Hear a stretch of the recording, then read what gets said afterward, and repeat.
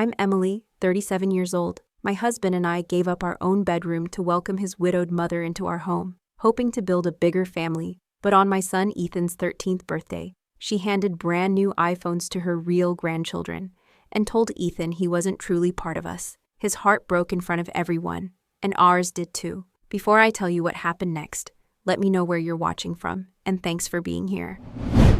My husband Michael and I have been married for almost 16 years. We met in college in Seattle, Washington, fell in love quickly, and built a life together here. Michael is 38, a dedicated high school math teacher who often stays late to tutor students who struggle. He has this calm, patient energy, always the peacemaker, always the one who tries to smooth things over. That's who he is, and honestly, it's one of the reasons I fell in love with him. But it's also part of the reason for the trouble that follows. Our son Ethan is 13 years old, and he's our whole world. He's not the loudest kid in the room, but give him a sketchbook and some pencils, and he comes alive. He spends hours drawing characters and writing stories that blow me away with their creativity. His teachers constantly praise his imagination and sensitivity. Ethan has a tender heart. He feels everything deeply. But there's also a quiet strength that belies his outward appearance. Michael grew up with a complicated family. He was an only child until his father remarried when he was 12. And that brought a half-brother, Robert, into the picture. They didn't live together, but they kept a decent relationship as they grew up. Now Robert is married to Clara, and they have 14-year-old twins, Oliver and Emma. The twins go to a prestigious private school across town and are involved in all kinds of extracurriculars, sports, dance, robotics, you name it. Robert and Clara have successful corporate careers and love sharing their children's achievements on social media. Then there's Margaret, my mother-in-law, Michael's stepmother. She became a widow 3 years ago when Michael's father passed away suddenly from a heart attack. After selling her home to cover medical expenses, she told us she couldn't manage on her own financially. And Michael, being the caring son he is, immediately offered her a place in our home. I had my hesitations, but I told myself, family helps family, right? So we prepared for her arrival. We even renovated our guest room to make her comfortable, but when Margaret arrived, she wrinkled her nose at it and said she would prefer the master bedroom, our bedroom, because it was brighter and better suited for someone her age. And here's the part that still stings. Michael and I agreed. We gave up our own bedroom, moved into the smaller room downstairs, and told ourselves it was just a temporary sacrifice for the sake of family. We thought we were doing the right thing. Our house is nothing fancy, just a modest 2-story suburban home with 3 bedrooms, a cozy backyard, and a converted garage that I use as my design studio. But it's filled with love, laughter, and all the little imperfections that make it ours. At least that's how it used to feel. When Margaret moved in, we hoped she would add to that warmth. We couldn't have guessed then that her presence would slowly change everything. At first, I told myself that having Margaret live with us would be an adjustment, but ultimately, a good thing. She had just lost her husband. She said she couldn't manage her finances alone, and Michael wanted to take care of his mother. Family helps family. That was the mantra I kept repeating. But within weeks, the cracks began to show. It started small. Whenever Robert and Clara came over with Oliver and Emma, Margaret's whole demeanor changed. She would light up the second they walked through the door, rushing to hug them, fussing over how much they had grown, how talented they were. She always had their favorite snacks stocked in the pantry, special cookies for Emma, that exact brand of sports drink Oliver liked. Meanwhile, Ethan would try to show her the drawings he had worked on for days. "Grandma, look," he'd say softly, holding out a sketch of a forest scene or a comic character he'd invented. Margaret would barely glance up from her phone, murmur, "That's nice, dear," and then turn right back to Oliver's soccer schedule or Emma's dance recital. I wanted to believe I was imagining it, that maybe Margaret was just still adjusting, but the pattern repeated again and again. She would brag to anyone who would listen about Oliver making the honor roll or Emma's upcoming performance. But when Ethan told her about his school art show or the short story he'd written that got published in the school newsletter, she would wave it off as cute. He tried so hard to earn her attention, to earn her love, and every time she dismissed him, I saw a little piece of his light dim. I remember one night after dinner, when the kids had gone to bed, I turned to Michael and asked quietly, "Have you noticed how your mom treats Ethan compared to the twins?" He rubbed the back of his neck, sighing the way he always does when he doesn't want to fight. "She's still adjusting, Emily. She'll come around. You might be reading too much into it." That was his line, over and over. But deep down, I knew I wasn't reading too much into anything. I was watching my son being pushed into the shadows in his own home. Financially, we weren't struggling, but things were tighter since Margaret moved in. She said her Social Security barely covered her medications, so Michael and I paid for nearly everything: food, utilities, even some of her personal expenses. Meanwhile, Robert and Clara lived in luxury, posting photos from European vacations, buying their kids the newest gadgets without blinking an eye. I never envied them for their money. What cut deeper was Margaret constantly comparing. At dinner, she'd drop comments like, "Isn't it wonderful that Robert can give Oliver and Emma such cultural experiences abroad?" Her words always hung in the air, unspoken but heavy, making Ethan feel like he was missing out on something he didn't even ask for. Still, we tried to keep the peace. Family dinners, holiday gatherings, weekend visits, they all continued. Ethan often slipped away with his sketchbook during these events, retreating into his art while the rest of the family revolved around Margaret and the twins. I kept telling myself that we could manage it, that the little digs and subtle favoritism weren't enough to truly harm him. But I was wrong. I didn't know it then. But these small things were only the beginning, little sparks that would one day ignite into a fire we couldn't ignore. And the moment that fire roared to life, it came during a birthday celebration that was supposed to bring everyone together. Instead, it tore us apart. By the time Ethan's 13th birthday was approaching, I thought maybe, just maybe, this could be the moment Margaret would finally step up as a grandmother. It was supposed to be a milestone year, not just for Ethan, but for Oliver and Emma too. Their birthdays all fell in the same month, and for years we had celebrated separately. But this time, Margaret had a brilliant idea. "Why don't we combine the parties?" she suggested one evening, her voice carrying that tone that made it sound more like a command than an offer. "It would be so much more efficient, and the children are becoming teenagers now. It should be something special." Michael thought it was perfect. One event, one cake, one weekend. Even I had to admit the convenience. No juggling schedules, no splitting the family's attention. And Ethan, my sweet boy, was over the moon. "This is going to be the best birthday ever," he told me one night, lying on his bed with his sketchbook resting on his knees. He had been talking for months about turning 13, how he wanted to redecorate his room, how he was finally ready for something that felt grown up. And then he whispered, almost shyly, "Mom, do you think maybe I could get a new phone? Just something simple. Mine barely holds a charge."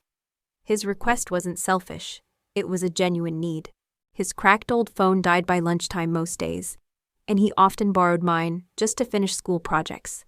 I promised him we would try. Michael had been taking on extra tutoring sessions all summer to save up, determined to make sure Ethan got the phone he needed. We had even set aside evenings to browse paint samples and look at affordable furniture, dreaming together about how his new teen room would look. It wasn't just about a phone or a new coat of paint. It was about Ethan feeling seen, celebrated, and valued. As the party planning took shape, I took on most of the work. I booked the community center, designed the digital invitations, and ordered a 3-tier cake: chocolate for Ethan, vanilla for Oliver, red velvet for Emma. I even set up a shared document for everyone to contribute ideas. Robert and Clara agreed to handle the drinks and photos, while Michael volunteered to organize games and music. Margaret, of course, said she would bring her famous deviled eggs, though I knew none of the kids would touch them. 2 weeks before the party, Margaret and I went shopping for decorations.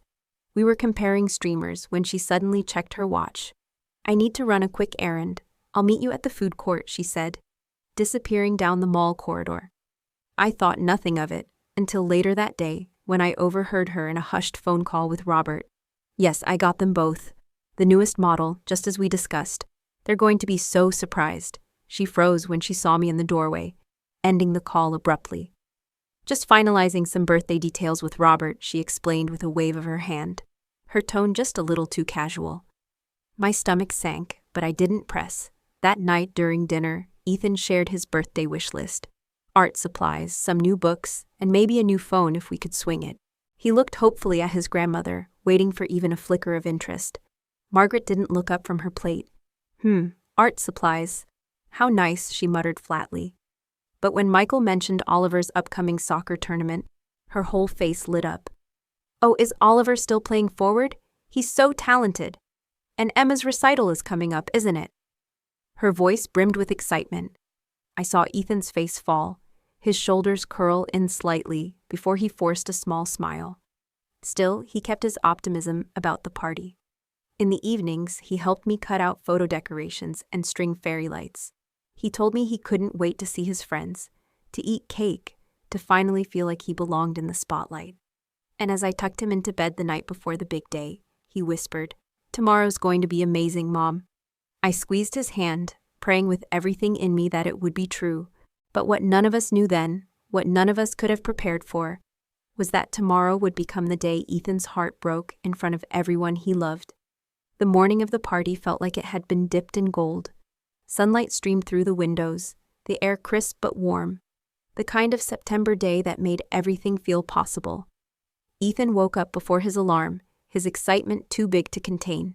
He had picked out his outfit days before, a light blue button-down shirt, dark jeans, and the silver watch Michael and I had given him on his actual birthday earlier that week. He stood in front of the mirror, adjusting his collar nervously. "Do I look okay, Mom?" he asked. I smiled and told him the truth. "You look amazing, every bit like the teenager you are now." He grinned shyly, cheeks pink with pride. We arrived at the community center early to set up. Michael busied himself with the sound system, testing playlists and adjusting the microphone, while Ethan helped me hang fairy lights across the walls. We had decorated the room in blue, silver, and purple, the colors of all 3 birthday kids, so no one would feel left out. Ethan carefully arranged the photo display I had made. Poster boards covered in snapshots of him, Oliver, and Emma through the years. He paused in front of one picture of himself at age 5, grinning with paint all over his cheeks, and whispered, almost to himself, "I can't believe I'm 13 already." Margaret arrived last, sweeping into the hall with several glossy shopping bags dangling from her arms. She headed straight for a back room and deposited them quickly, closing the door behind her. When I asked what she was carrying, she waved her hand dismissively. "Just a few surprises," she said, her eyes darting away. Something about her secrecy prickled at me, but with so much to do, I let it slide. By 2 o'clock, the party was in full swing. Friends, neighbors, and relatives streamed in, filling the hall with laughter and chatter, around 40 people in all. Michael's games were a hit. A karaoke corner where kids belted out their favorite songs, a photo booth with silly props, even a trivia quiz that had both kids and parents laughing. Ethan glowed as he drifted between groups of friends, his natural shyness melting under the joy of the day. Every so often, he would look over at me, his smile wide, as if to say, "This is everything I hoped it would be." At 4:30, it was time for the cake. The room dimmed as the 3-tier creation was wheeled out, each layer crowned with 13 flickering candles. Ethan stood in the middle, flanked by Oliver and Emma, the candlelight dancing on his eager face. "Make a wish," I called, as the crowd finished singing. The 3 cousins glanced at each other, then leaned forward together, blowing out the candles in a rush of glowing smoke. Applause erupted, cheers bouncing off the walls. For that moment, everything felt perfect. Then came the presents. The 3 chairs were set up at the front of the room, and the kids took their seats. One by one, they opened gifts from friends and family. Oliver unwrapped a new soccer jersey, Emma squealed over a gift card to her favorite dance store, and Ethan's pile grew with sketchbooks, art supplies, and thoughtful little gifts from classmates. Each time, Ethan's thank you was soft but sincere, his gratitude genuine. I felt proud watching him, my boy who noticed every gesture, no matter how small. And then Margaret cleared her throat. The sound cut through the chatter, commanding the room's attention like a judge calling order in court. She stood tall, her voice loud and deliberate. "I have something very special for my grandchildren," she declared, stressing the word in a way that made my skin crawl. She disappeared into the back room and returned with 2 identically wrapped boxes, perfectly polished with gold paper and extravagant bows. She handed them only to Oliver and Emma. My heart sank. The twins tore into the wrapping paper, their excitement contagious. Gasps rippled through the crowd as they revealed the sleek, shining boxes inside. Brand new iPhone 16 Pro Maxes. The latest model, top of the line. Easily over $1,000 each. Oliver jumped to his feet, clutching his box. No way, Grandma, this is insane. He threw his arms around her. Emma squealed, hugging her own box to her chest like treasure. Thank you, thank you, thank you, she gushed. Margaret beamed, soaking in their gratitude like sunlight. Only the best for my grandchildren, she said loudly, her words slicing the air. The room went still. People shifted uncomfortably, glancing between Ethan and Margaret. My son sat frozen in his chair, his small pile of modest gifts stacked neatly beside him. His eyes darted from his cousin's shiny new phones to his grandmother's glowing face. He swallowed hard, hope flickering in his gaze. Maybe, just maybe, she had something for him too. Finally, in a voice so small it cracked, he asked, Grandma, did you get something for me too? Margaret turned to him, her expression flat, almost irritated by the question. Her answer was like ice water poured over fire. That's all I have. I only bought gifts for my real grandchildren. The silence was suffocating. Every eye in the room swung toward Ethan. His face fell as confusion and hurt crashed over him. What do you mean? He whispered, his voice trembling. Margaret's shrug was casual, cruel. You're not really part of the family, dear, not by blood anyway. It was like the ground gave way beneath us. 40 people sat in stunned disbelief. I watched as my son's face crumpled. His lips quivered, and tears welled in his wide eyes. In a split second, he was on his feet, his chair crashing to the floor with a loud bang. Then he bolted from the room, shoulders shaking, sobs ripping out of him as he fled. I felt my body move before my brain caught up, chasing after him, my chest burning with rage and heartbreak. Behind me, Michael's voice finally thundered, louder and angrier than I had ever heard. How could you say that to him? How could you be so cruel to a child? To my son? I found Ethan in the bathroom, curled in the corner, his arms wrapped around his knees. His carefully chosen shirt was wrinkled, his watch dangling loose on his wrist as he shook. Why does she hate me, Mom? He sobbed, his voice cracking. What did I ever do to her? I pulled him into my arms, rocking him as tears streamed down my own face. Nothing, baby. You did nothing wrong. Grandma is the one who's wrong. You are our son in every way that matters. Nothing changes that. But even as I held him, I knew something inside him had broken. Margaret hadn't just embarrassed him. She had ripped open a wound that went deeper than anything I had feared. And from that moment forward, our family could never go back to the way it was. The ride home after the party was one of the longest of my life. Michael kept his eyes locked on the road, his hands gripping the wheel so hard I thought the leather might tear. His jaw was clenched, his chest rising and falling in quick, shallow breaths. I had seen my husband upset before, but never like this, never with this storm simmering behind his silence. In the back seat, Ethan sat pressed against the window, his forehead leaning on the cool glass. His face was streaked with dried tears, his silver watch loose on his wrist, ticking faintly in the quiet car. He didn't say a single word the whole way home, and that silence was heavier than any scream. I reached back at one point to place my hand on his shoulder, but he flinched ever so slightly, not at me, just from the weight of the hurt he was carrying. My heart cracked in two. When we pulled into the driveway, Ethan didn't wait.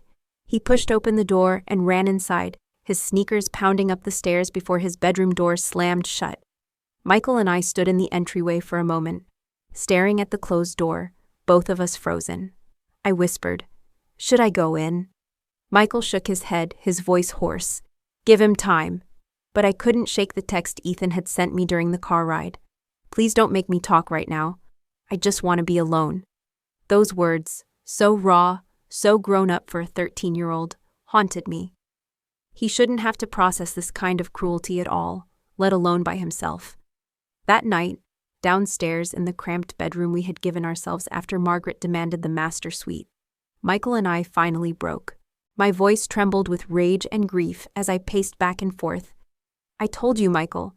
I told you she was treating him differently. I told you months ago, and you kept saying she'd come around. She didn't come around. She humiliated him in front of everyone we know." Michael sat on the edge of the bed, elbows on his knees, his head buried in his hands. His voice was muffled when he said, "I know, I didn't want to believe it. She's my mom, Emily. I thought maybe I was protecting Ethan by keeping the peace. But I see now I wasn't protecting him at all.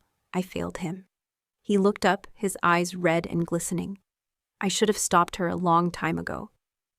Upstairs, the faint sound of muffled crying leaked through Ethan's door. Around 11, I couldn't take it anymore. I knocked softly.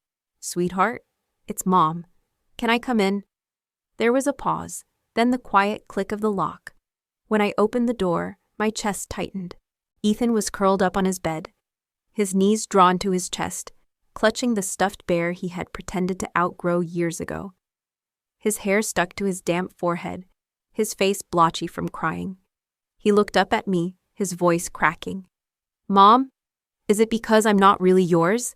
Is that why Grandma doesn't love me?" The words shattered me. I sat down beside him, pulling him close, tilting his chin so he had no choice but to look into my eyes. "Listen to me. You are mine. You are your dad's. You are our son, Ethan. Completely, forever, in every way that matters. Grandma is wrong, so wrong. Her words say everything about her, and nothing about you. You are loved, more than you will ever know." He nodded, but I could see it, the seed of doubt planted in his heart. It would take more than words to undo that kind of wound. Over the next few days, the change in him was impossible to ignore. Ethan stopped sketching. The sketchbook that was usually glued to his hands sat untouched on his desk, collecting dust. At dinner, he pushed food around on his plate, barely eating. When he did come downstairs, he avoided Margaret's eyes completely, moving like a ghost through his own home. Then, on Wednesday, I got a call from the school counselor, Mrs. Jensen. Her voice was kind but worried. "Ethan has been unusually withdrawn this week. His English teacher said he hasn't turned in his assignments. He's quiet in class, barely participates. This is very unlike him.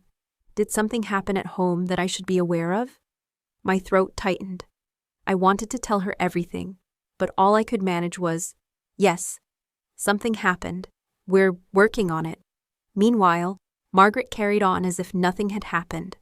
The morning after the party, she came downstairs in her robe, poured herself a cup of coffee, and said, "This is too strong.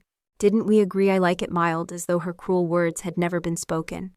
When Michael finally confronted her, his voice low and tight, "Mom, we need to talk about what you said to Ethan." She waved her hand dismissively. "Oh, children are just too sensitive these days. In my time, we toughened up." "Toughened up?" I snapped before I could stop myself.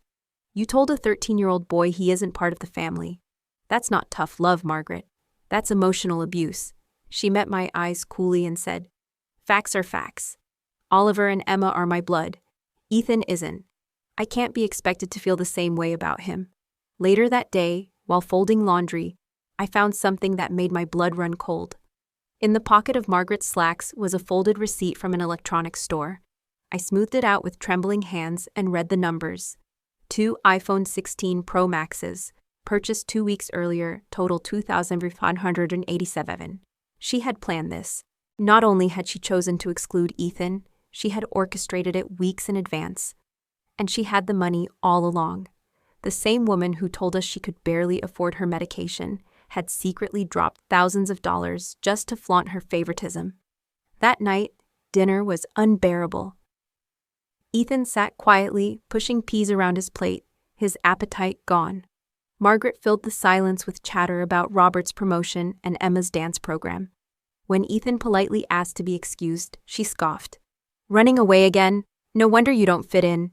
You're too sensitive, just like your mother." Ethan's eyes filled instantly, tears spilling over before he shoved his chair back and fled upstairs. The sound of his door slamming echoed through the house. Michael shot to his feet, his napkin falling to the floor. His face was flushed, his voice shaking with fury. "That's enough, Mom! Enough! You've gone too far." Margaret blinked innocently, her lips pursed. "I was only making an observation. He'll never survive in this world if you keep coddling him." But it wasn't an observation, it was a knife.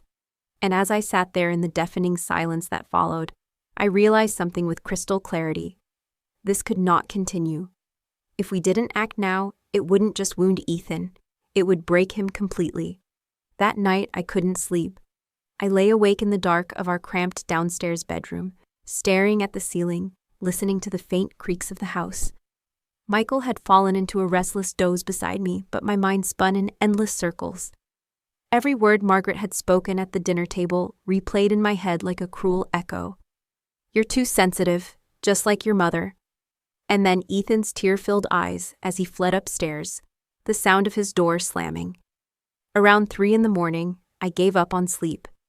I slipped quietly out of bed, padded down the hallway, and sat at the kitchen table with my laptop open and a legal pad beside me.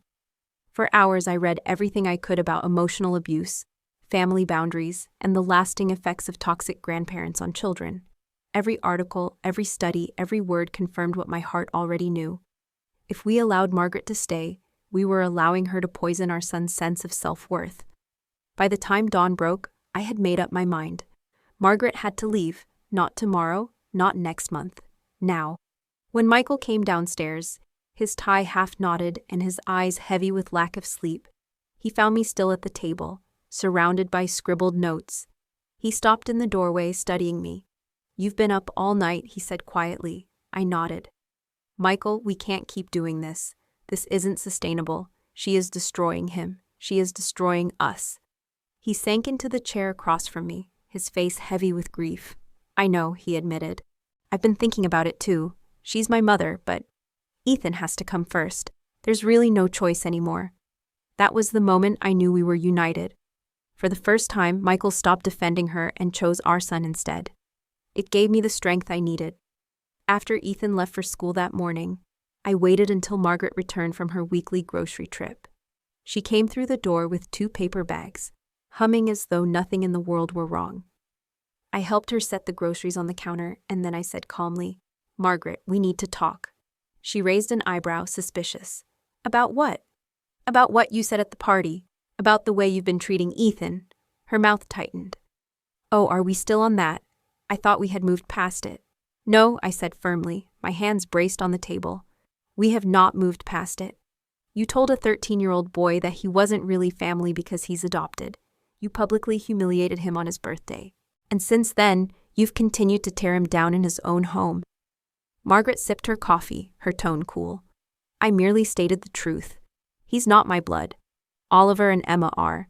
It's a simple matter of genetics." I leaned forward, my voice low but unwavering. Family is not just DNA. Family is love, commitment, showing up. Ethan is our son in every way that matters. And your refusal to see that is cruel, outdated, and unacceptable. She sniffed, unbothered. Children these days are coddled too much. In my day, we toughened up. Perhaps if you raised him properly, he wouldn't be so sensitive. But given his background, I suppose certain tendencies are to be expected. The way she said background made my blood run cold. "What exactly do you mean by that?" I asked, though I already knew. Margaret leaned forward, her eyes sharp. "Let's be honest, Emily. I never thought Michael should have married you to begin with. Your family is ordinary, your father a firefighter, your mother a nurse. Respectable enough, I suppose, but hardly the pedigree our family was raised to associate with. And then you went and adopted a child of unknown origin instead of continuing to try for a biological one. Well, it wasn't what I would have advised." Her words hit like knives. Unknown origin, pedigree, breeding. Every subtle jab over the last 2 years suddenly snapped into place. This wasn't just about adoption. This was about class. About her twisted idea of what made someone worthy of being in her family. I sat back, my voice shaking, not with fear, but with fury contained by steel. "Ethan is a kind, brilliant, creative boy. The fact that you can't see that because you're obsessed with bloodlines says everything about your character and nothing about his." Margaret smirked, smug. "James has failed to teach you proper respect for your elders. But then, given your background, I suppose it's to be expected." I took a long breath, steadying myself. "Margaret," I said finally, my tone calm, decisive, unyielding. "You need to apologize to Ethan. Not tomorrow, not someday, today. And you need to commit to treating him with the same love and respect you give Oliver and Emma. Otherwise—" I paused, letting the silence stretch. "You cannot stay here." Her eyes narrowed. "Excuse me?" "You heard me," I said, locking eyes with her. "You have 24 hours to pack your things. If you cannot respect my son, you cannot live under this roof. This is not negotiable." Her face flushed with outrage. "This is Michael's house too. You don't get to make this decision on your own?" "Yes, I do," I said, my voice steady. "Michael and I have already discussed it, and he agrees. Our son's well-being comes first," Margaret sputtered, her hands trembling as she set down her coffee. "Where am I supposed to go? You're throwing me out on the street?" "You have options," I said coldly. "You can stay with Robert and Clara, or you can take some of that money you've been hiding. Yes, I found the receipt for the iPhones, and use it for a hotel. But you will not be living here after tomorrow." Her mouth fell open in shock, her face contorting in disbelief. "You're cruel," she hissed. "Cruel to do this to an old woman." "You're not a helpless old woman," I shot back. "You are a 68-year-old in perfectly good health, who has taken advantage of our home, our finances, and our kindness, while systematically breaking down our child. And I will not let you do it anymore." For the first time since she moved in, Margaret had no comeback. She sat frozen in her chair, her lips pressed into a thin, furious line. I had drawn the line she never thought I would. And though I knew the fallout would be messy, there was no turning back now. Because protecting Ethan mattered more than keeping the peace. That night, after Ethan fled the dinner table in tears, I lay awake in the dark, staring at the ceiling of the small downstairs bedroom Michael and I had been forced into when Margaret claimed the master suite. The silence of the house pressed down on me. I could hear the faint creaks of the upstairs floorboards, the soft hum of the refrigerator, and somewhere beyond the closed doors, the muffled sound of my son crying himself to sleep. My chest ached. I had spent 2 years swallowing my discomfort for the sake of family peace. But now the cost of that silence was written on Ethan's face. His joy dimmed, his confidence broken, his heart cracked wide open by the woman who was supposed to love him. By 3 a.m, I couldn't stand it anymore. I got up, padded to the kitchen, and sat at the table with my laptop. My fingers flew across the keys as I searched. Emotional abuse by grandparents, toxic family influence on children, setting boundaries with in-laws. Article after article, story after story, all confirmed what I already knew in my bones. If we didn't act now, Margaret's presence would scar Ethan in ways we couldn't undo. She wasn't just a difficult houseguest. She was toxic. And we had let her take root in our home. At dawn, Michael came downstairs, tie half knotted, his face pale from a night of restless sleep. He found me surrounded by notes and empty coffee cups, my eyes bloodshot but resolute. He stopped in the doorway, studying me. "You didn't sleep," he said softly. I shook my head. "I couldn't. Michael, this can't go on. She's destroying him. Every day she stays here, she chips away at Ethan's sense of belonging. We can't keep sacrificing our son just to avoid upsetting your mother." He sat down heavily across from me, his hands trembling slightly as he laced them together. His voice cracked. "She's my mom, Emily. For so long, I've told myself that made her actions excusable or temporary. But after what she said at the party, after what she keeps saying..." His eyes filled with tears. "I can't defend her anymore. You're right. Ethan comes first. Always." That was all I needed to hear. The decision was made. Later that morning, after Ethan left for school, I waited for Margaret to return from her usual grocery trip. She walked in at 11 sharp, humming as she set her bags on the counter, as if the last few days hadn't torn our family apart. "They had a sale on pears," she chirped, pulling fruit from the bag. Her cheerfulness made me sick. "Margaret," I said evenly, "we need to talk." She glanced up, a faint frown crossing her face. "About what?" "About what you said to Ethan. About the way you've treated him since the day you moved in." Her mouth curled in mild annoyance. "Oh, are we still on that?" "Honestly, Emily, children these days are far too sensitive. In my time, we toughened up." I felt the heat rising in my chest. "You didn't tell him to toughen up. You told him he wasn't really part of the family on his birthday in front of everyone. That isn't tough love, Margaret. That's cruelty. Deliberate cruelty." She sat down at the table, calmly stirring sugar into her coffee as though we were discussing the weather. I merely stated a fact. Oliver and Emma are my blood. Ethan isn't. I can't be expected to feel the same way about him as I do about my real grandchildren. My hands clenched into fists. Family isn't just blood. Family is love, commitment, showing up for each other. Ethan is our son in every way that matters, and the fact that you can't see that, won't see that, says everything about you and nothing about him. She set her spoon down with a little clink, eyes narrowing. You coddle him too much. No wonder he's weak. Perhaps if you raised him properly, he wouldn't be so sensitive. But then again, given his background, certain flaws are to be expected. The word background dripped from her mouth like venom. My stomach turned cold. What do you mean by that? I demanded. She leaned forward, voice sharp, as if savoring the moment. Let's not pretend, Emily. I never thought Michael should have married you. Your family, ordinary people. A firefighter father, a nurse mother. Perfectly respectable, I suppose, but hardly the pedigree our family deserves. And then you went and adopted a child of unknown origin, instead of trying harder for a real one? Frankly, it was poor judgment. Every ounce of air left my lungs. There it was, naked and unapologetic. Her prejudice, her classism, her obsession with bloodlines. Suddenly, every subtle jab and dismissive shrug from the last 2 years snapped into place, like pieces of a cruel puzzle. This wasn't just about Ethan. This was about me too. She had never accepted either of us. I straightened in my chair, my voice trembling but hard as steel. Ethan is kind, creative, intelligent, and brave. The fact that you can't see his worth doesn't diminish him. It diminishes you. And I won't let you poison him with your twisted views for another day. Margaret scoffed, rolling her eyes. You think you can dictate terms to me in my son's house? I leaned across the table, staring her dead in the eye. This is my house, too. And here are the terms. You will apologize to Ethan today and commit to treating him with the same love and respect you show Oliver and Emma. If you can't do that, you have 24 hours to pack your things and leave.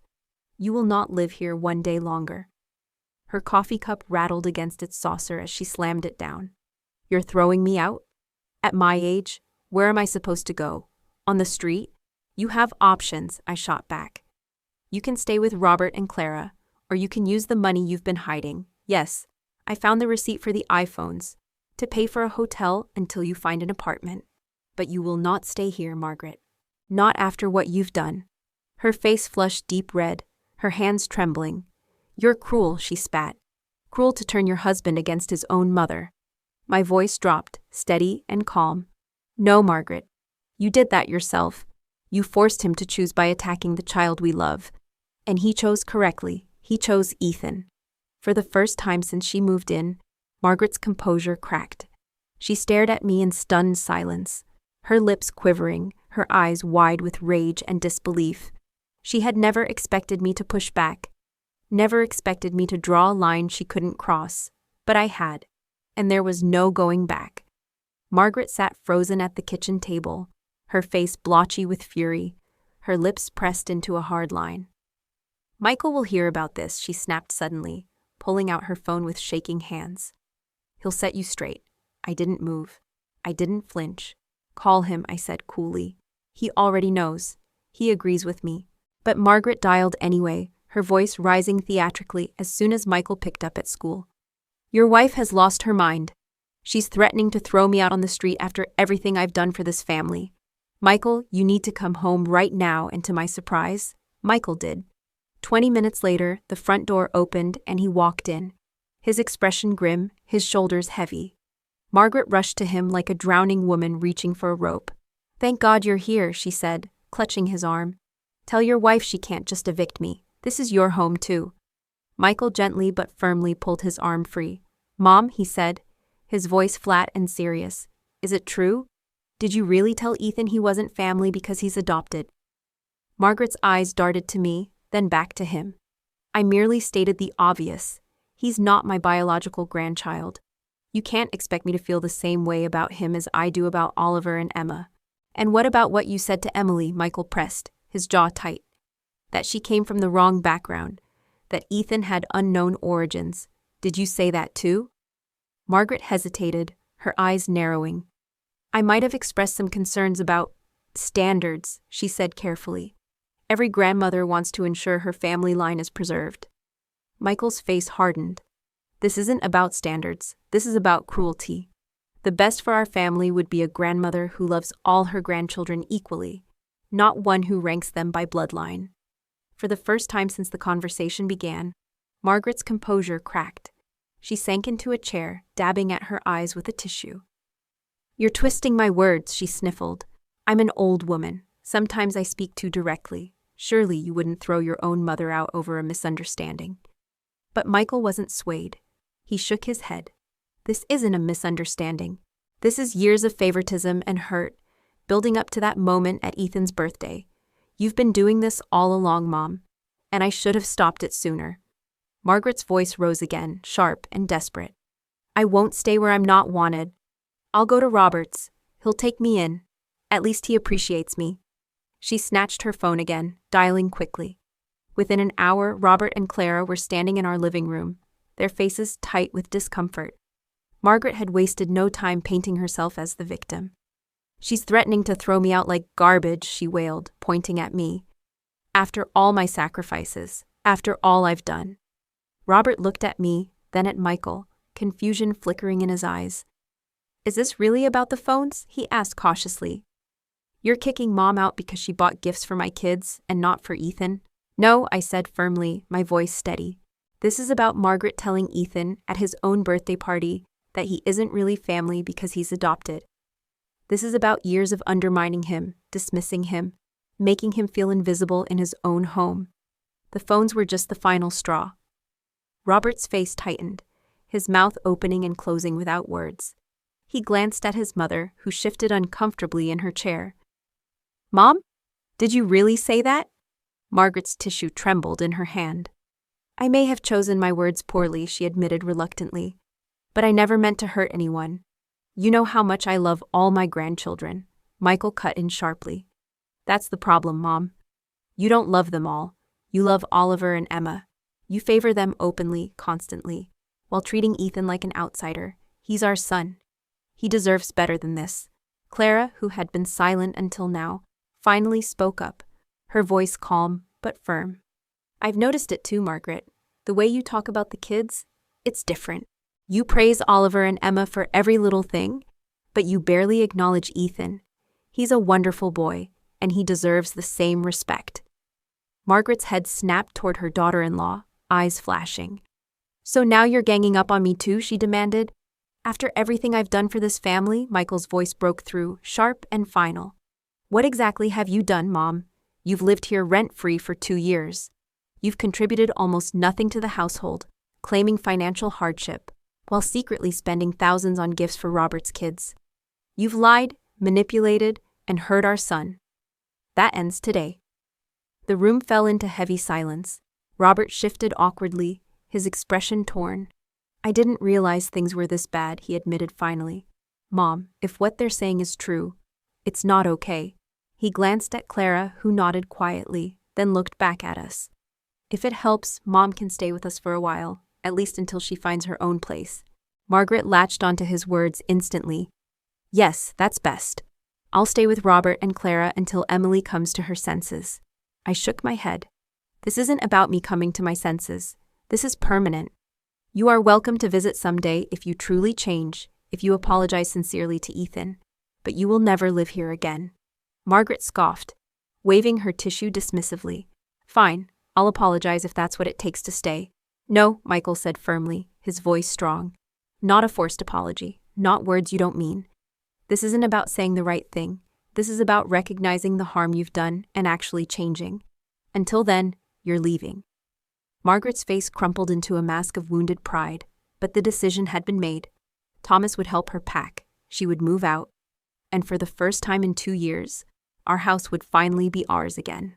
But even as I watched her storm upstairs to her room, muttering about betrayal and ungrateful children, I knew the hardest part was still ahead, explaining it all to Ethan, and helping him believe again that he was worthy of love. The next morning, the house was thick with tension as Margaret moved about, packing her things, every drawer slammed louder than necessary, every sigh exaggerated, every step designed to remind us of her disapproval. She made sure her martyrdom was on full display. "Thrown out of my own son's home," she muttered under her breath, loud enough for us to hear. "After everything I've sacrificed." Michael took the day off work to oversee the process. He stood quietly in the doorway of her room as she folded clothes into boxes, his face unreadable. I knew it hurt him. This was still his mother, after all, but his resolve didn't waver. When she tried one last time, "Michael, surely you don't agree with this madness?" He shook his head firmly. "No, Mom, I do. Ethan comes first. Always."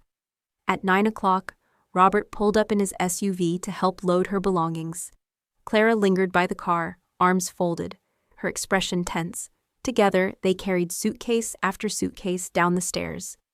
I watched from the kitchen doorway as Margaret paused dramatically in the hall, scanning the walls and furniture as though saying goodbye to a kingdom she'd once ruled.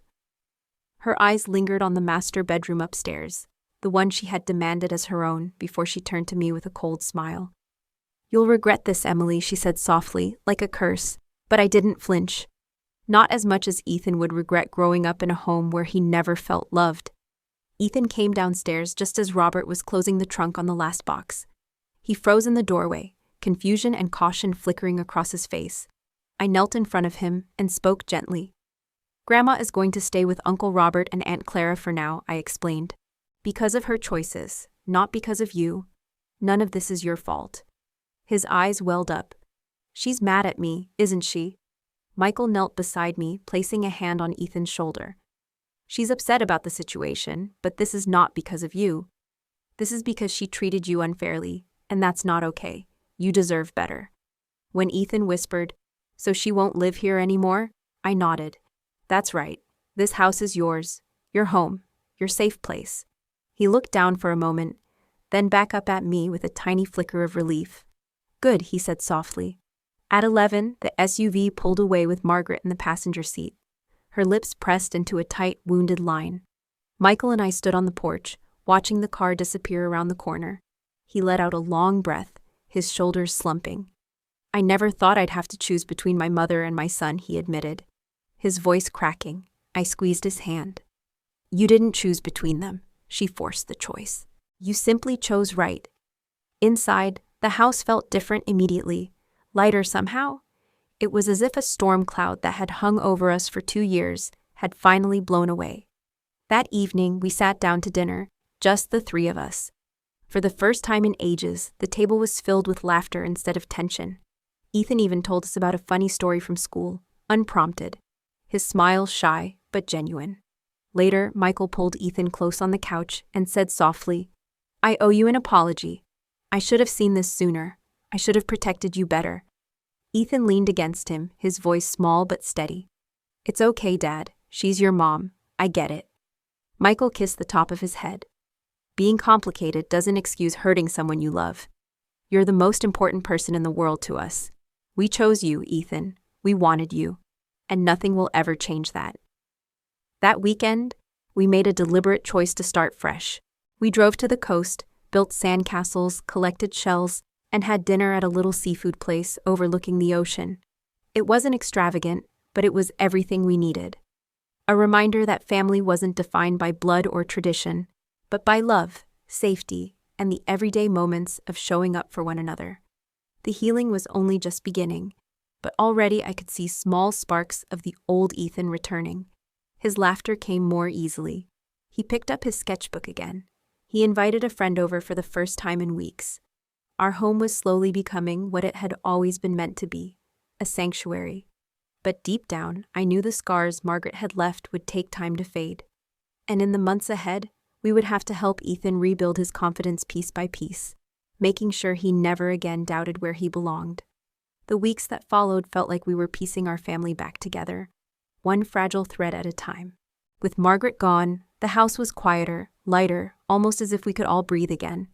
But the shadow she left behind still lingered. Ethan carried himself differently, hesitant, cautious, as though waiting for another blow that never came. We decided to start therapy, not just for him, but for all of us. In our first session, the counselor looked at Ethan and said gently, "What happened to you wasn't your fault. It was wrong. And it's important we call it what it was. emotional abuse. Hearing those words out loud, validated by someone outside our family, seemed to lift something heavy from Ethan's shoulders. Slowly, he began to open up about the pain, the embarrassment, the feeling of never being enough. It was hard to hear, but it was necessary. Day by day, we saw glimmers of the boy we knew return. He picked up his sketchbook again, filling page after page with drawings, some dark and moody at first, but gradually more colorful, more alive. He began turning in his assignments again, and his teachers reported that he was speaking up in class. At dinner, his laughter returned in small bursts, and then in longer, freer waves. About a month later, we helped him repaint his bedroom. Gone was the pale yellow of his childhood. Together, we rolled a bold shade of teal onto the walls, Ethan grinning as he pressed the roller up high, smudging paint across his cheek. "It feels like mine now," he said when we were done, standing proudly in the doorway. And I thought to myself, that's exactly what this was all about. Helping him reclaim his space, his place, his identity. 6 months later, Ethan's art teacher selected one of his watercolors for the district-wide student exhibition. The painting was haunting and beautiful. A young boy standing at a crossroads, paths stretching in different directions beneath a wide, uncertain sky. In the artist's statement, Ethan had written, "Sometimes the hardest choices lead you to the most beautiful destinations."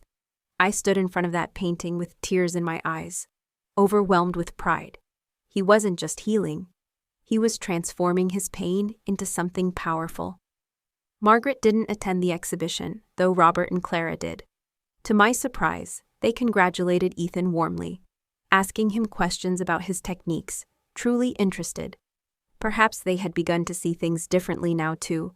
Maybe in some small way, Margaret's cruelty had opened their eyes to what they'd ignored for too long. As I watched Ethan that night, confidently explaining his artwork to strangers, his face alight with passion, I realized the full weight of what we had done. We had stood up, drawn the line, and said, "No more." We had chosen him over comfort, over tradition, over keeping the peace. And because of that choice, our son could step into his teenage years, knowing exactly where he belonged. One evening, as we flipped through his sketchbook together, Ethan looked up at me and said softly, "I know my worth now. I know family isn't about blood.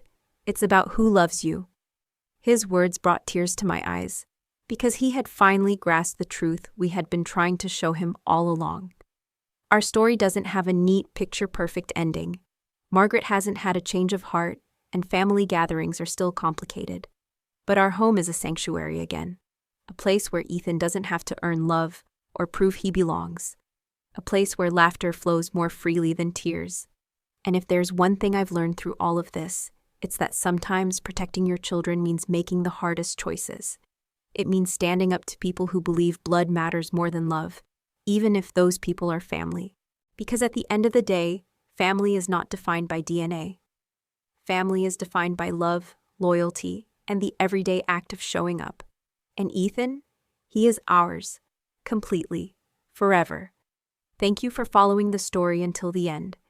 If you believe that family is love and not just blood, please click subscribe to not miss the next stories about how we protect the people we love.